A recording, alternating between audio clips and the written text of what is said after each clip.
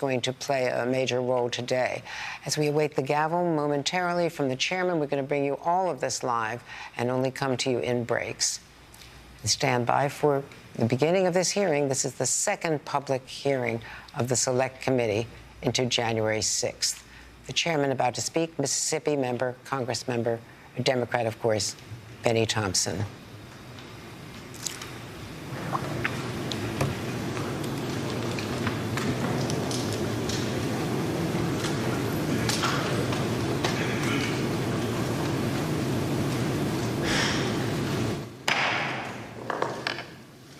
The Select Committee to investigate the January 6th attack on the United States Capitol will be in order.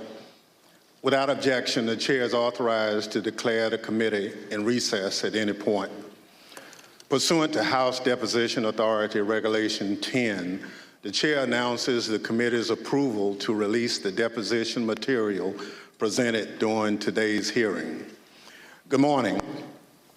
Last week, the Select Committee laid out a preview of our initial findings about the conspiracy overseen and directed by Donald Trump to overturn the results of the 2020 presidential election and block the transfer of power, a scheme unprecedented in American history. My colleagues and I don't want to spend time talking about ourselves during these hearings, but as someone who's run for office a few times, I can tell you at the end of a campaign, it all comes down to the numbers.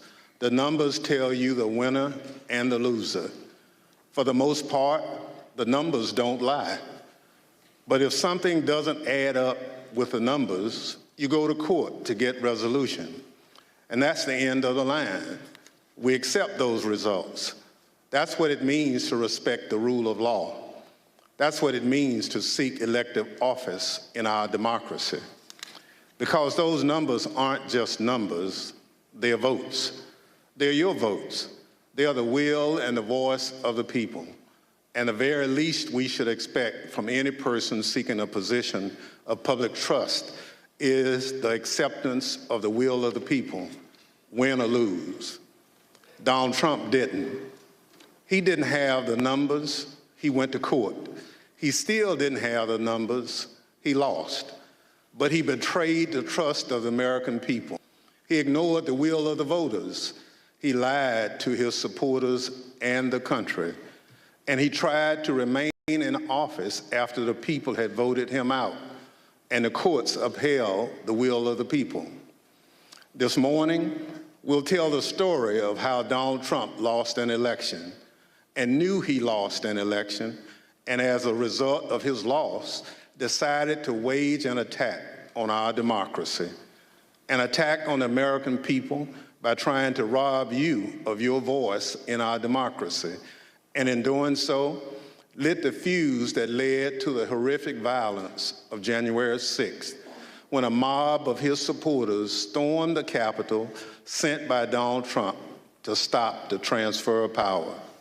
Today, my colleague from California, Ms. Lofgren, and our witnesses will detail the Select Committee's findings on these matters. But first, I will recognize our distinguished Vice Chair, Ms. Cheney of Wyoming, for any opening statement she'd care to offer. Thank you very much, Mr. Chairman. Last week, as the chairman noted, our committee began outlining a 7-part plan overseen by President Trump to overturn the 2020 election. Today, we will begin looking at the initial part of that plan. President Trump's effort to convince millions of Americans that the election was stolen from him by overwhelming fraud. A federal court has already reviewed elements of the committee's evidence on this point and said this, quote, "In the months following the election, numerous credible sources from the president's inner circle to agency leadership and statisticians informed President Trump and Dr. Eastman that there was no evidence of election fraud," close quote, sufficient to overturn the 2020 presidential election. The court's opinion methodically documents each of the principal reasons for that conclusion, and I would urge all those watching to read it. Today, we will begin to show the American people some of our evidence. Today, you will hear much more from former Attorney General Bill Barr's recorded testimony, and you will hear in greater detail what others in the department told President Trump, that his claims of election fraud were nonsense. You will also hear much more from President Trump's own campaign experts, who had also concluded that his fraud claims could not be supported. Let me focus briefly on just 3 points now. First, you will hear firsthand testimony that the president's campaign advisors urged him to await the counting of votes and not to declare victory on election night. The president understood even before the election that many more Biden voters had voted by mail because President Trump ignored the advice of his campaign experts and told his supporters only to vote in person. Donald Trump knew before the election that the counting of those mail-in ballots in several states would not begin until late in the day and would not be complete for multiple days. This was expected, reported, and widely known. You will also hear testimony that President Trump rejected the advice of his campaign experts on election night and instead followed the course recommended by an apparently inebriated Rudy Giuliani to just claim he won and insist that the vote counting stop, to falsely claim everything was fraudulent. He falsely told the American people that the election was not legitimate. In his words, quote, a major fraud. Millions of Americans believed him. Second, pay attention to what Donald Trump and his legal team said repeatedly about Dominion voting machines. Far-flung conspiracies with a deceased Venezuelan communist allegedly pulling the strings. This was, quote, complete nonsense, as Bill Barr said. President Trump's own campaign advisors, his Department of Justice, and his cybersecurity experts all told him the same thing. Here, for example, is White House lawyer Eric Hirschman. His view was shared by many of the Trump team whom we interviewed. I thought the Dominion stuff was, I never saw any evidence whatsoever to sustain those allegations. And third, as Mike Pence's staff started to get a sense for what Donald Trump had planned for January 6th, they called the campaign experts to give them a briefing on election fraud and all the other election claims. On January 2nd, the general counsel of the Trump campaign, Matthew Morgan, this is the campaign's chief lawyer, summarized what the campaign had concluded weeks earlier, that none of the arguments about fraud or anything else could actually change the outcome of the election. Generally discussed on that topic was whether the fraud, maladministration, abuse, or irregularities, if aggregated and read most favorably to the campaign, would that be outcome determinative? And I think everyone's assessment in the room, at least amongst the staff, Mark Short, myself, and Greg Jacob, was that it was not sufficient to be outcome determinative.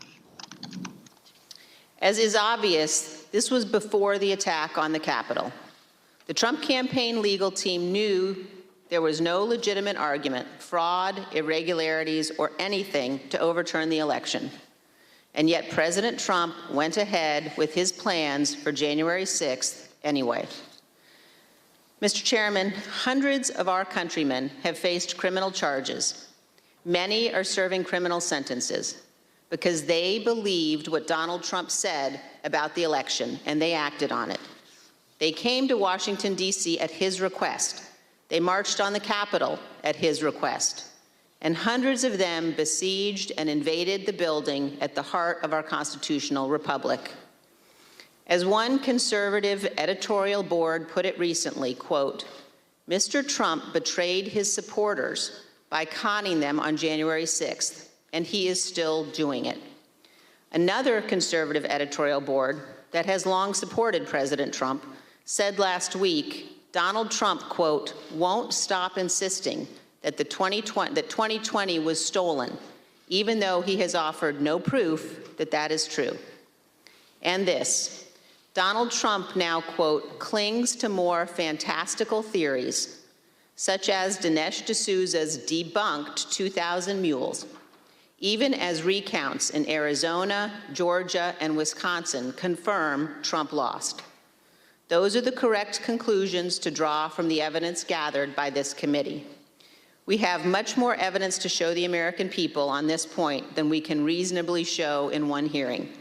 But today, we will begin. Thank you, Mr. Chairman.